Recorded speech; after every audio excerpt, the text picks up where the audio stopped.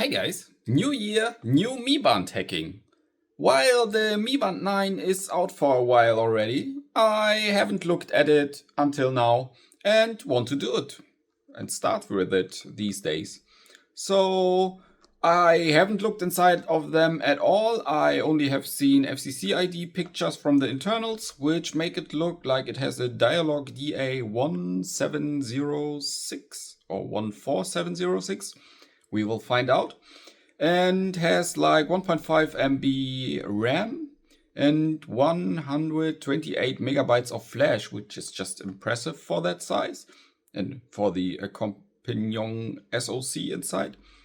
And yeah, all the other stuff like high resolution AMOLED display, full touchscreen, acceleration sensor, magnetometer, and similar, like light sensor also, I think. And yeah, let's take a look inside. I got myself 2 brand new units, and yeah, both are free to destroy, so let's find out. And in the past, you have seen me hack a few older models of the Mi Band. For example, the Mi Band 8 here is still running the nicely and crisp RIC demo. It's just so nice to look at, and the quality of the display is really impressive. Overall, you can see that the Mi Band 9 and the Mi Band 8 is basically like very much the same. You can see it's a little bit smaller, the Mi Band 9. The charging cable is the same, and overall I don't think there's much of a difference. I think the screen resolution is even the same with like 492 by 176 or something. Not sure if it's even written somewhere here. And yeah, let's just first unclip the band. You can disconnect them by pressing in these buttons on the back. And our goal today is to open it up and check out where the debug header maybe is, and also where the flash content is, to most or at best dump out the flash via the SWD pin header to have the full firmware and be able to write new code to it in the end. And even going one step further, the ultimate goal is of course to have an over-the-air update of the firmware with the custom app and also custom firmware, of course, to have full control over this little thing. I'm not so sure if this one is open from the back or the top. On the older one here, this Mi Band 8, it was opened from the back. And I will also start there. And yeah, let's see. So I cleaned everything up a bit. The charging cable just as a demo, and the arm band also can be going away. Let's zoom in a bit more. And yeah, so I got myself some X-Acto knife, some clippers and some tweezers.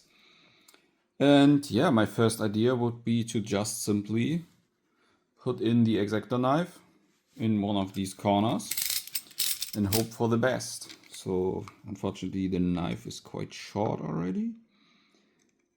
We have definitely a very good grip at that area to put in the knife. And I will try to look it from the sides behind the camera,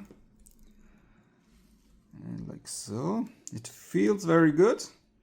We can lift up the back quite a bit already, and I did cut in the how to call it, there's this recession inside. I'm not so sure how to name it. Let's just continue to pry it apart. And the goal would be to get under this first plastic rail. Yeah, let's call it a rail. Maybe I will do the zoom locked to this position so you are better in the view. So you can see that my thumb there, the real recession exits out and not where I cut through this recession, this rail. So we want to lift it and at the same time get under this rail to not destroy the plastic any further than we need to. So like so, this could work out better.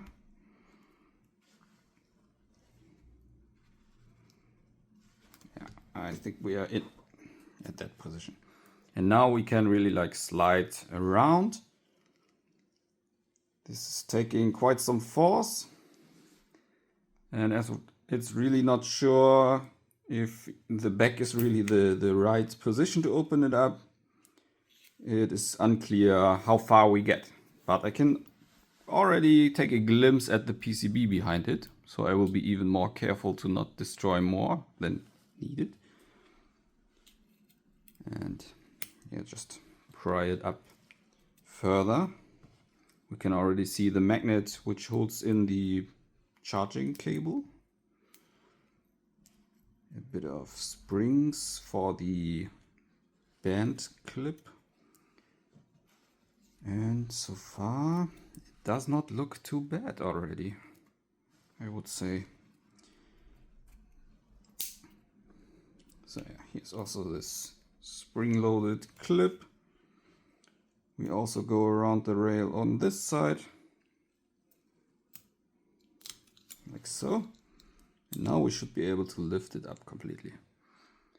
And yeah, I think we are in. I think nothing is destroyed. I cannot see any damage from this position. These clips are also still working fine. So yeah, I call this a success so far. I know from the FCC images that the test points are on the other side of the main PCB. And I'm not even sure if this looks the same as the images from FCC. So it can be anything at this point. Yeah, this looks definitely different. But what we can see already is here the external SPI flash memory, which is from WinBond. We can see here LX50B something chip. Let's zoom a bit more. And yeah, of course here the heart rate sensor. This is most likely, or one of these chips is most likely like the acceleration sensor. Let's get the PCB out just to have a better look at everything. And to do so, we can now use a screwdriver, as there are 2 screws I can see right now. And yeah, we will just remove them and take a look under it. It looks like it's only one main PCB. And what also could be is that the FCC ID images are maybe like from the international version of it or so. You can also see here these unpopulated chips. These could also be like, yeah, another region chip, or also like something like the NFC chip being populated. This is very unclear, as not all versions have NFC enabled. Yeah, let's get out this flex cable from the connector if I'm able to, like so. And now we should be able to lift out the PCB out of the case. Let's lock the focus again at this position so you can have a better picture. And yeah, it seems to be glued to some extent. Yeah, there's some glue in this position, but we can get it away. Okay, so Further first looks, this seems to be the vibration motor, but not like a normal vibration motor, more like this haptic engine type. It's like a metal plate is getting bumped up and down, so you will feel like a movement and not like a vibration. I think that's the best way to explain it. Other than that, we have here the backside of the display already. And on the display, you can see at this position, the flex cable here is for the touchscreen. So you have to the right side all the stuff necessary for the display, and yeah, connecting to one flex cable. And here's another one connected to the front glass. And the main point of interest is still the main PCB then right now. And let's try to remove the battery and maybe put a better focus for you again.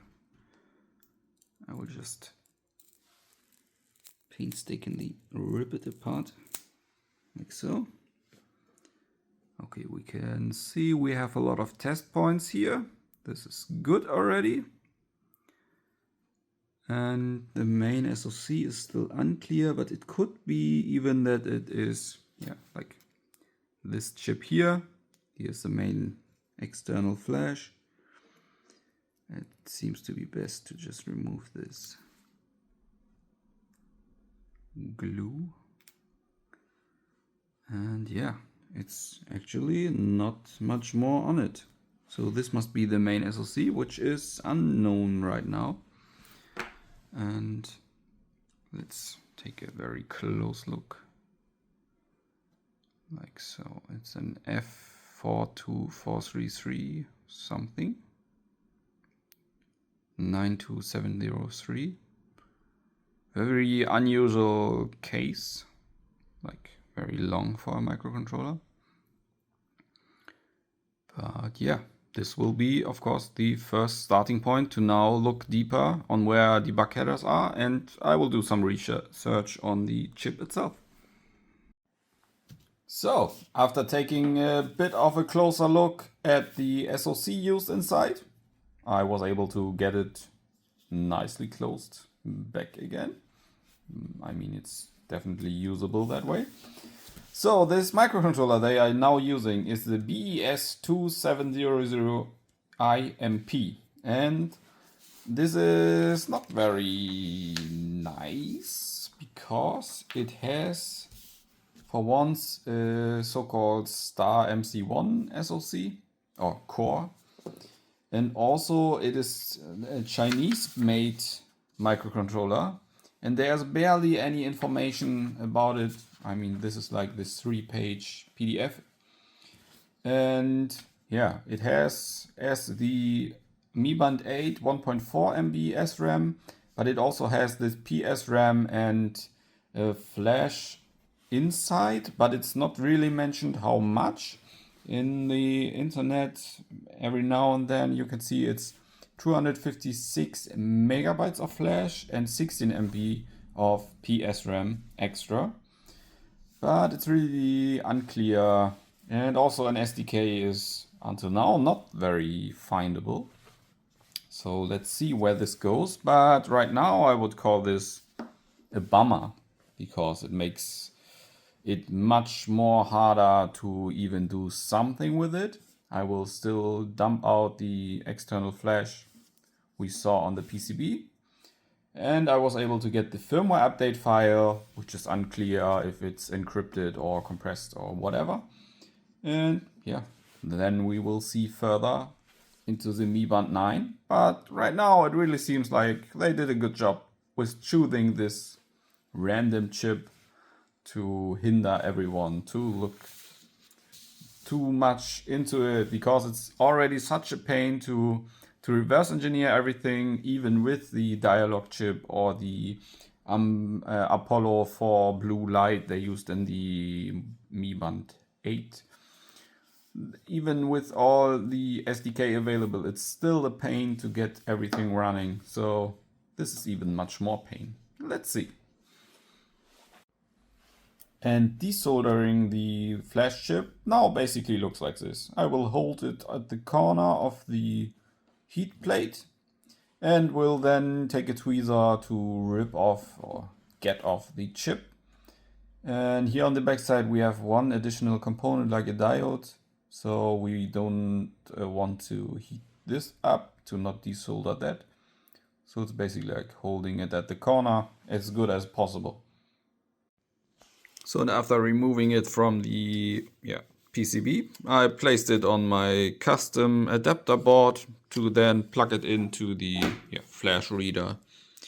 And yeah, let's see what's on this. So yeah, that's quite the sobering video for the Mi Band 9.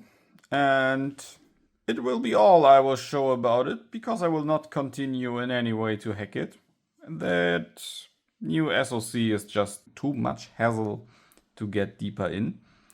It was just a question of time when they will finally basically learn or switch to a different system overall. After all the other Mi Bands that were using just the basic SoC without even closing SWD interface and so on. I was able to get everything back together, but somehow some files are now damaged. And you can see that some naming is like very wrong. And instead of showing images, like here for example, it's just showing the text of the image. So there seems to be something wrong with the external flash now after dumping it. And it will also not bind to the app again. But yeah, that's just how it is. I will put it somewhere in the corner and will never touch it, most likely. Hope you still liked it and were able to see where this is going or how this is going. And yeah, see you next time.